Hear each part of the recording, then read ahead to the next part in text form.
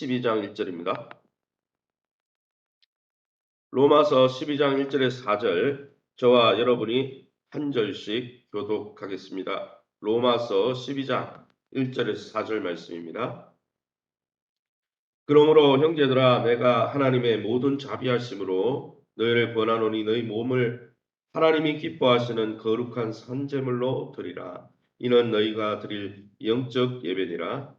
너희는 이 세대를 본받지 말고 오직 마음을 새롭게 함으로 변화를 받아 하나님의 선하시고 기뻐하시고 온전하신 뜻이 무엇인지 분별하도록 하라.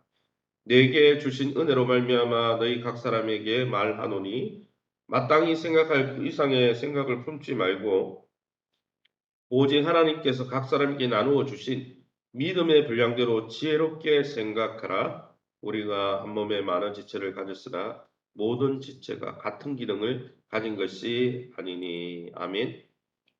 오늘은 로마서 12장 1절에서 8절 말씀 가지고 하나님이 기뻐하시는 삶이라는 제목으로 말씀을 함께 나누기 원합니다.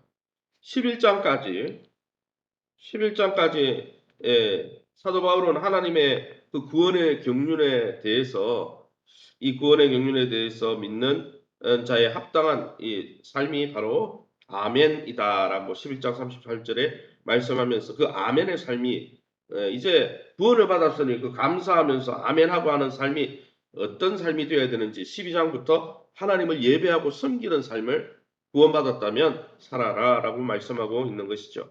그럼 오늘 이 본문을 통해서 우리에게 주시는 또 하나님은 어떤 분이십니까? 1절 말씀에 그러므로 형제들아 내가 하나님의 모든 자비하심으로 너희를 권하노니 너희 몸을 하나님이 기뻐하신 거룩한 산제물로 드리라. 이는 너희가 드릴 영적 예배니라 했습니다. 하나님은 한없는 자비로 하나님의 모든 자비하심이라고 그랬죠. 한없는 사랑으로 우리에게 자비를 베푸시고 우리 몸을 하나님께 드릴 수 있는 존재로 세워주신 분이십니다. 바울은 이제까지 우리에게 나타난 하나님의 자비하심을 1장부터 11장까지 우리가 죄인이었음에도 불구하고 우리를 어떻게 구원해 주셨는지 하나님의 자비하심에 대해서 설명한 다음에 이 자비와 사랑을 힘입었다면 어떻게 살아가야 될지를 그 사랑을 입은 자가 어떻게 살아야 될지를 보여주는 것이죠. 그래서 구원받았으니까 옛날 삶으로 돌아가서 내 마음대로 살겠다. 그거는 구원을 모르는 거죠. 무엇에서 구원을 받았는지 모르는 거죠. 즉 하나님의 자비를 경험한 자들은 이제 남은 삶을 자신의 몸을 자신의 인생 전부를 하나님께 드리는 영적 예배자로 살아가야 된다는 것입니다. 그러기에 사랑하는 성도 여러분 오늘 우리의 삶을 돌아보시기 바랍니다. 하나님의 자비하심 하나님의 그 놀라운 사랑을 얼마나 깊이 경험하며 그 사랑받은 놀라운 삶에 대해서 얼마나 감사하는 마음으로 우리의 삶을 하나님 앞에 드리는 예배자로 살아가고 있습니까? 우리의 남은 삶을 하나님이 기뻐하는 감사 예배자로 살아가시길 예수 이름으로 축원합니다. 2절 말씀입니다. 너희는 이 세대를 본받지 말고 오직 마음을 새롭게 함으로 변화를 받아 하나님의 선하시고 기뻐하시고 온전하신 뜻이 무엇인지 분별하도록 하라. 하나님의 자비하심에 이 순종하는 자들의 마음을 성령이 새롭게 해주셔서 하나님의 뜻을 분별하게 해주신다고 말씀했습니다. 놀라운 은혜로 하나님의 자비하심을 경험하고 하나님의 사랑을 경험한 십자가 사랑을 경험한 우리 이 믿는 신자가 이제는 남은 삶을 세상의 지혜와 방식과 세계관이 아닌 하나님이 주시는 지혜와 하나님이 주시는 세계관으로 살아가야 한다는 것이죠. 구원받았기 때문에 이제는 하나님의 백성과 하나님의 법칙과 하나님의 원리대로 하나님의 백성답게 사는 것이 마땅한 것이죠. 그런데 여러분 우리의 힘만으로는 이 세상을 살아가면서 하나님의 백성답게 살아가기가 힘들다는 것입니다. 그러기에 성령의 도우심을 의지하고 하나님의 뜻에 순종하기로 결심하시기 바랍니다. 성령께서 하나님의 말씀에 순종하고자 할 때 우리의 마음을 새롭게 해 주신다는 것이죠. 그래서 마음을 새롭게 함으로 변화를 해 주실 때 우리가 온전히 예배할 수 있다는 것이죠. 그러한 삶을 살 수 있기를 예수 이름으로 축원합니다. 3절 말씀에 내게 주신 은혜로 말미암아 너희 각 사람에게 말하노니 마땅히 생각할 그 이상의 생각을 품지 말고 오직 하나님께서 각 사람에게 나누어 주신 믿음의 분량대로 지혜롭게 생각하라. 하나님은 교회 안에 성도들을 구원하실 때 하나님의 뜻대로 각 사람에게 다양한 은사를 나누어 주시는 분이라고 오늘 설명해 주고 있습니다. 하나님이 은혜로 주신 선물, 그 은사는 모두 귀하고 아름다운 것입니다.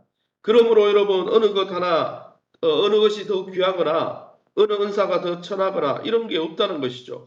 그러기에 더 나은 은사를 받았다고 우쭐거리거나 또 나는 천한 은사를 받았다고 움츠려들 이유가 없다는 거예요. 하나님은 분량에 따라 꼭 필요한 은사들을 주셨기 때문이에요. 다만 감사히 받고 하나님 나라를 섬기는 일에 사용하면 된다는 것이죠. 그래서 여러분 우리가 예배할 때 뭡니까? 하나님 앞에 감사함으로 인생을 드릴 때 성령을 쫓아 우리가 마음을 새롭게 함으로 하나님의 뜻에 준행할 뿐 아니라 각양 은사를 주신 공동체의 도움을 받아서 신앙생활을 할 수 있다는 것을 이야기하기 위해서 3절부터 은사 이야기를 하는 것이죠. 그러기에 저와 여러분이 다양한 은사를 주셔서 우리로 하여금 남은 삶을 하나님 섬기는데 하나님 예배하는데 섬길 수 있도록 교회를 주신 하나님 앞에 교회 안에서 서로를 존중하면서 믿음으로 성장해 가시기를 예수 이름으로 축원합니다. 그러면 이 원문을 통해서 우리에게 주신 교훈이 뭡니까? 1절과 3절 읽은 대로 뭡니까? 1절과 3절에 바울은 성도들에게 말씀을 권면하면서 오직 자비하심과 하나님의 은혜를 힘입어 전하고 있습니다. 말씀을 전하는 자가 말씀을 받는 자 위에 군림하거나 주장하는 자세로 하지 않고 겸손히 하나님의 은총을 의지함으로 증거하고 있죠. 이렇게 하나님의 은혜를 의지하면서 말씀을 전할 때 은혜의 역사가 나타나는 것이죠. 그러기 여러분 우리처럼 자격 없는 자에게 주변 이웃에게 주의 복음을 전할 수 있게 우리에게 은혜를 베풀어 주신 하나님을 기억하면서 날마다 겸손히 우리에게 주신 말씀을 화목케 하는 말씀을 드러낼 수 있기를 예수 이름으로 축원합니다. 마지막 4절입니다. 우리가 한 몸에 많은 지체를 가졌으나 모든 지체가 같은 기능을 가진 것은 아니다 했습니다. 무슨 이야기입니까? 교회 이야기를 하는 거죠. 몸 이야기를 왜 합니까? 몸처럼 교회도 다양한 기관이 있다는 것이죠. 교회는 예수님 안에서 여러 지체가 한 몸을 이루고 있는 공동체입니다. 그래서 나는 신앙생활 나 혼자 하면 그만이야.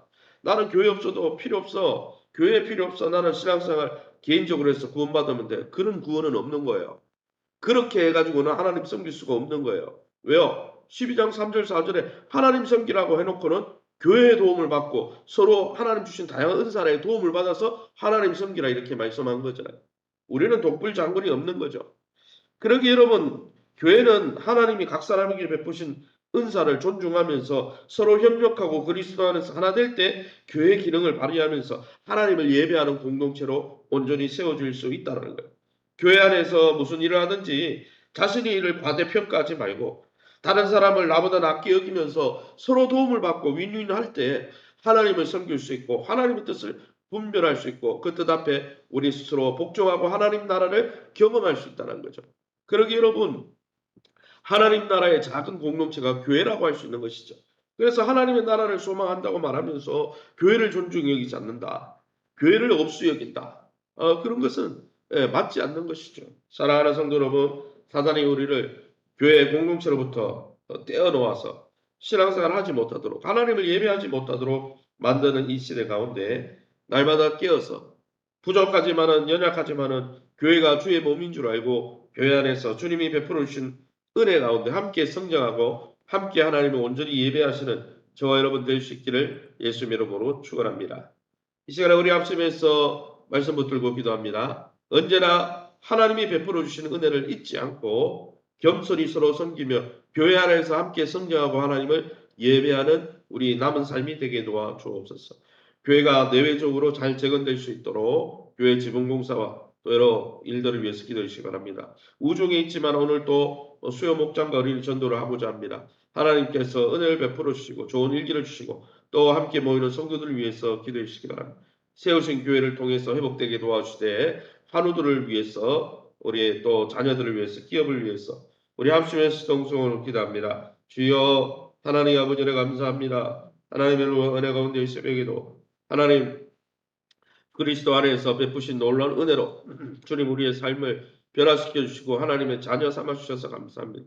자녀 삼아 주신 그 놀라운 구원의 감격과 기쁨으로 남은 삶을 우리의 옛 자아와 세상의 풍속을 쫓아 하나님을 슬프게 하는 자가 아니라 이제 남은 삶을 하나님의 뜻을 쫓아 하나님만을 섬기고 예배하는 하나님 나라의 삶을 경험하는 아름다운 권속들 되게 도와주옵소서. 이를 위하여 오늘도 성령으로 충만하게 도와주시고 성령 안에서 부드러운 마음으로 하나님의 뜻을 분별하게 도와주시고 분별한 뜻 앞에 순종하는 자녀로 세워지게 도와주옵소서. 더불어서 우리가 연약하기에 다양한 은사를 주어서 공동체 안에서 하나님을 섬기게 하셨는데 우리가 공동체를 존귀 여기고 서로 나보다 남을 낮게 여기며 하나님 주신 아버지 성도들 다른 성도들의 은사와 은혜를 통해서 우리가 함께 성장하고 있음을 감사히 여기며 교회 안에서 함께 성장해 갈 수 있게 인도해 주옵소서. 박인숙, 전성은, 이순자, 김우식, 윤용기 집사님 강건하게 붙들어 주시고 이에도 연세 웬만한 권사님 집사님들 환우들 만져주셔서 깨끗하게 치유해 주옵소서.